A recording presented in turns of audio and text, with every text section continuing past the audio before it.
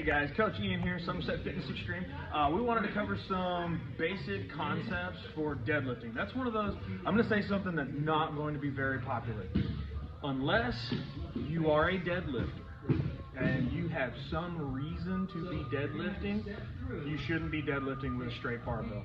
I've actually talked to a lot of guys about this. I've talked to a lot of pro strongmen, pro powerlifters, and unless your sport requires a deadlift, you're much safer to use a trap bar for a deadlift. It kind of works the same way, or like a parallel bar, so you have the neutral grip position. But if you are going to be one of those people that's doing a deadlift, first off, let's talk about hip hinging. You should not be deadlifting unless you know how to do an appropriate RDL, okay? So if I stand to my side, feet underneath my hips, toes kind of forward, right? We don't want to be super duck-toed or anything like that. Anywhere between 5 and about 15 degrees of external rotation it might be needed depending upon your hip pocket. We talked about that in the squat video. An RDL loads the hamstring, right?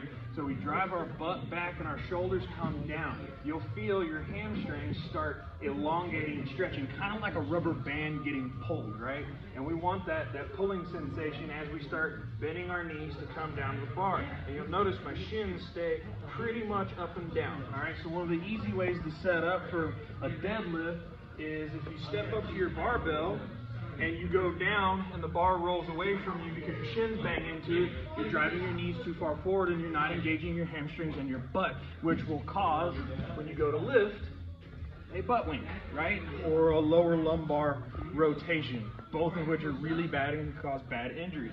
So again, hips go back, back, back. We get that stretching sensation. You go down, we grab the barbell.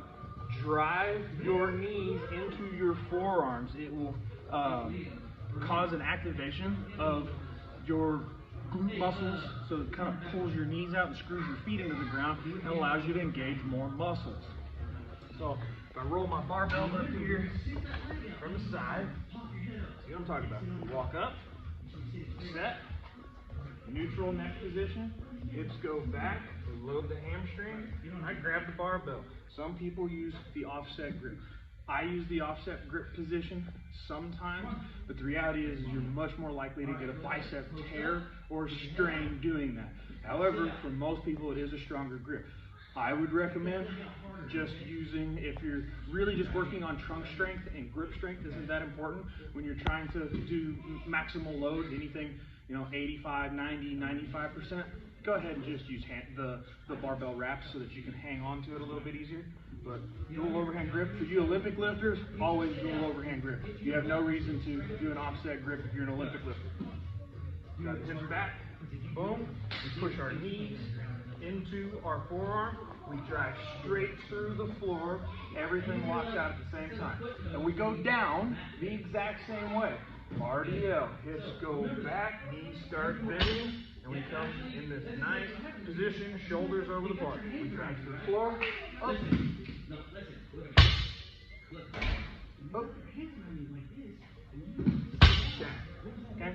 One last thing before we go. Breathing. We pull in and drive into our natural weight belt. If you guys want to use a lifting belt, totally fine. I use a lifting belt about 80-85% and above, especially if I'm doing it for reps. But we breathe in to the base of our belly and push into our abdominal wall as we come up. This stays nice and tight, right? All right, guys, do me a favor. If you like the video and like our content, please click like and subscribe below. Appreciate you.